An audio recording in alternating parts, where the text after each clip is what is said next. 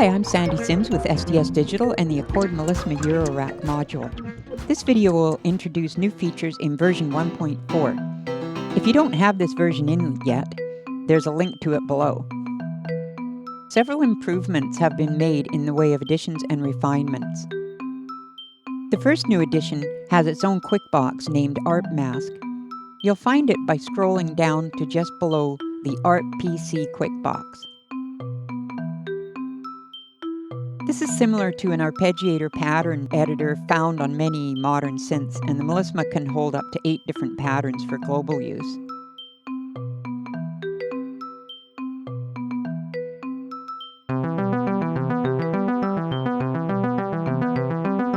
When the quick box is clicked on, one of these patterns can be selected. The miniature grid you can see on the quick box is just a preview. Before further explanation, let's get behind this quick box by holding the encoder down on it. The version 1.3 additions are also now in this menu for easy access, as well as the pattern selector, which does the same thing as the quick box parameter, selecting patterns. But here you can edit the size and toggle the pattern steps.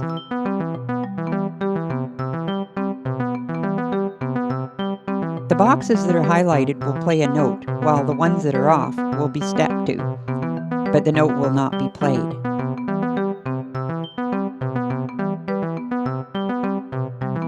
I'll select a fresh pattern, which is all on by default, and leave it at 16 steps.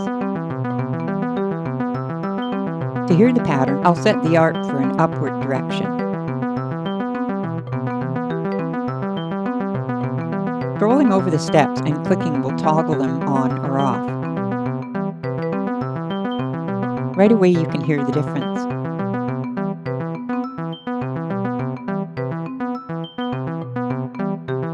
These are permanently saved as they are changed, so switching to another pattern won't erase the previous one.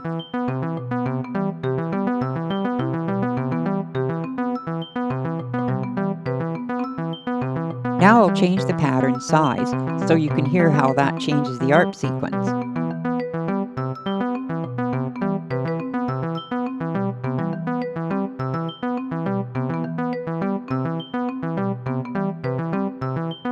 The arpeggio size was originally fixed at the playing chord size until version 3.1. So that setting can be changed to perhaps fit the pattern sequence if you want repetitiveness.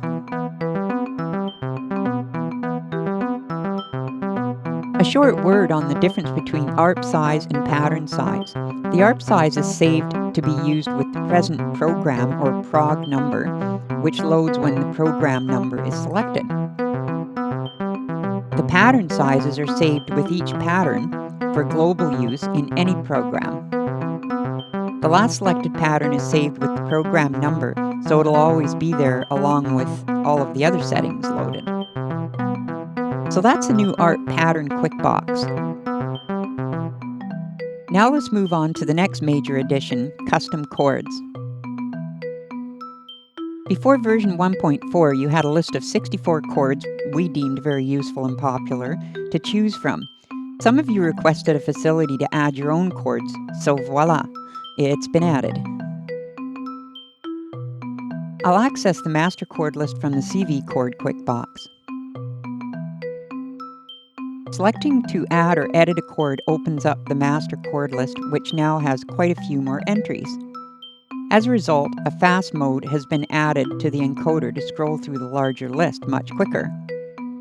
After the original 64 chords are the custom chords numbered 1 to 30. Selecting one of these will add it to the CV list, or you can skip adding it until it has been edited.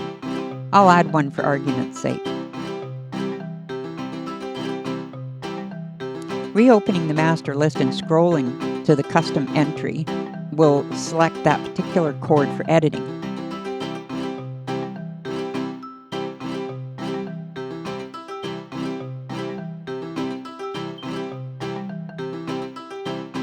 The first edit might be changing the 7-character name to something more pertinent. Let's name the chord Chord 1. Click to select a letter, then click to edit it. Click to select another letter, and so on.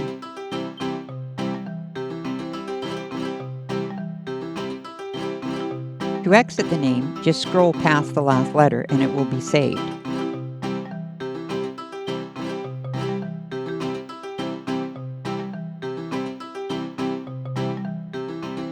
The next entry is the actual custom chord number.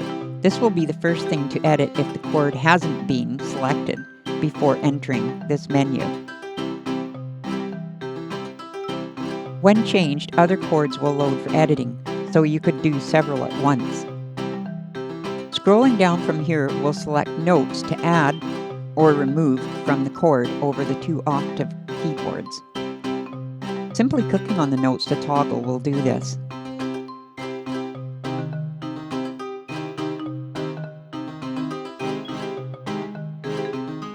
As you can hear, the chord is updated live. For this to work, make sure the chord jack is empty though.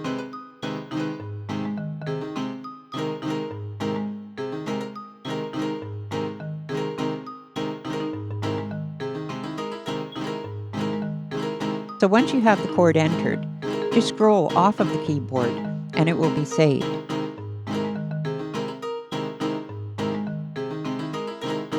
There is another, more fun, if you will, way to enter the chords using the Learn function. Before this will work, you must have the backplane MIDI link input connected to a MIDI keyboard and also have the link remote input channel set to the same channel as the keyboard is sending. To verify the connection, try playing some notes to shift the route. This is normal remote operation. Now, when the cursor is anywhere on the keyboard in the display, the Learn function will become active. All keys played within 2 seconds will be added to the chord.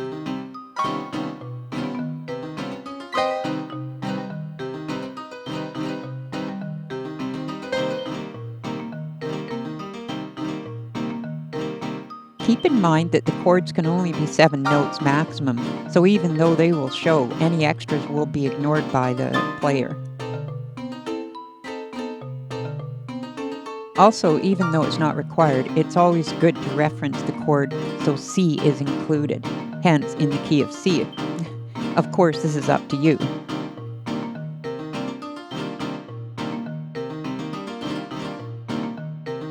To save the learned chord, again, just scroll off the keyboard and it's done. This is a fast way to program in new chords, or just to modify the chord while the Melisma is playing. Then scroll off to save them, if you want.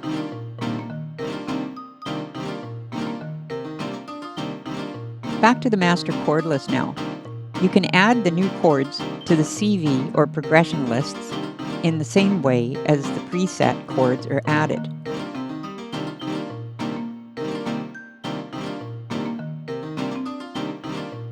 Exiting back to the main screen, you can see the custom chords are clearly shown along with the root key.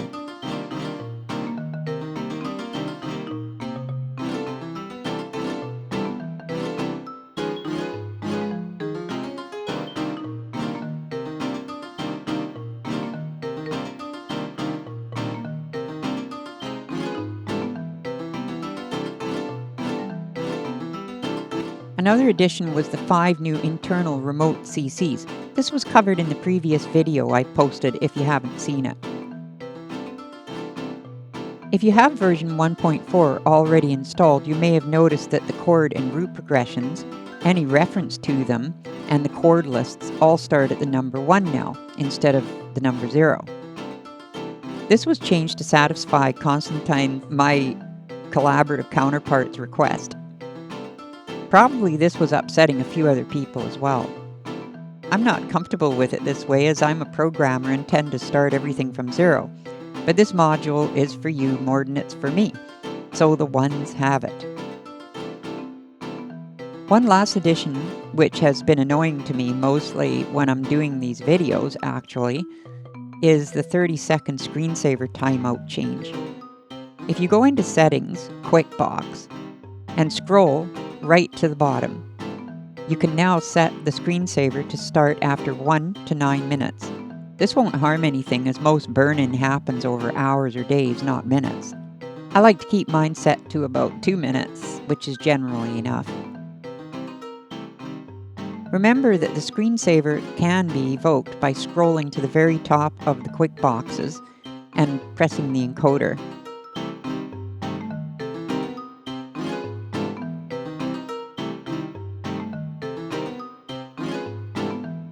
Besides a few minor bug fixes, that's pretty much it for the version 1.4 update. I hope you enjoy it. Don't forget to hit the subscribe button and hit the bell for notifications of any future updates and introductions to future SDS digital modules. I'm Sandy Sims.